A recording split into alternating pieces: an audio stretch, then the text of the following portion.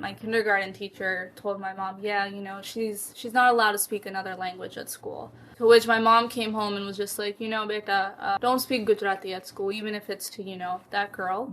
Just speak English at school. We'll speak Gujarati at home. My native language is Gujarati, and yes, I know it. Yes, so my mom made sure that at home we always spoke Gujarati. So I was born and raised here in the US, but at home, regardless of what, who was over what, we always spoke Gujarati. And I had my bas, which are my grandmothers, coming in and out of our life. So for me to be able to communicate with them, it was mandatory. I know Gujarati because they didn't know English. I had to learn. There was no other option. Yeah, as much as I loved my Desi culture throughout my whole life, I did have my ups and downs with it. Growing up, I went to a Catholic school, so, everyone in my class was predominantly not Indian.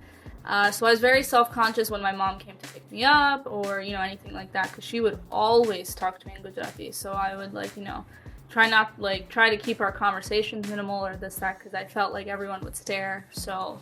Yeah, I would get very self-conscious, even, out in public. So, yeah.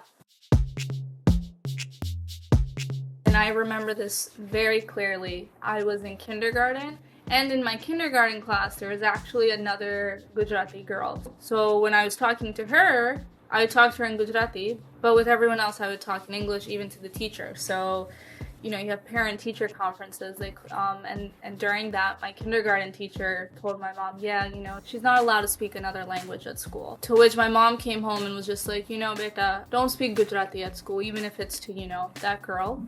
Just speak English at school. We'll speak Gujarati at home. So, yeah, after that, I didn't really like that teacher, even at 6 years old. So, up until college, I didn't really give it much thought. It was just something I knew. I didn't really think about it too much. I think it was college and post where I really started to think about language. I met people who didn't know their native language, and it really threw me off guard as to, that's even an option.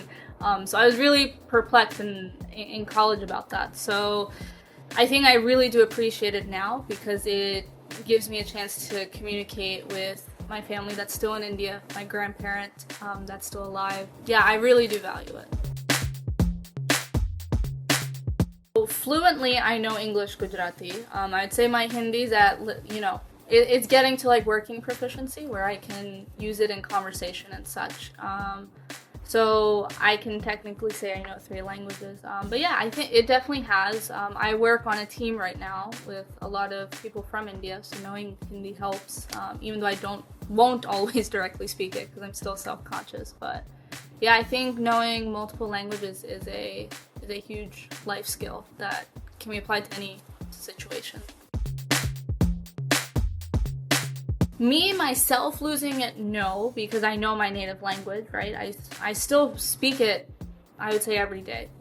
At least even when I talk to my parents, I'm speaking it. Am I worried about the next generation, like my nieces and nephews not knowing Gujarati? Yes, because my nieces and nephews here, they'll know Gujarati until they start school, and then once they're in school, they're only surrounded by English, and then at home with their parents, it's mostly English, so...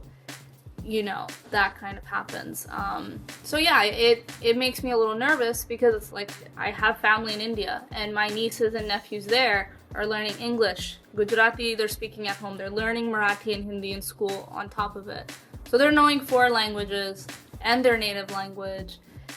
And that priority just isn't here in the US. So yeah, I get a little worried.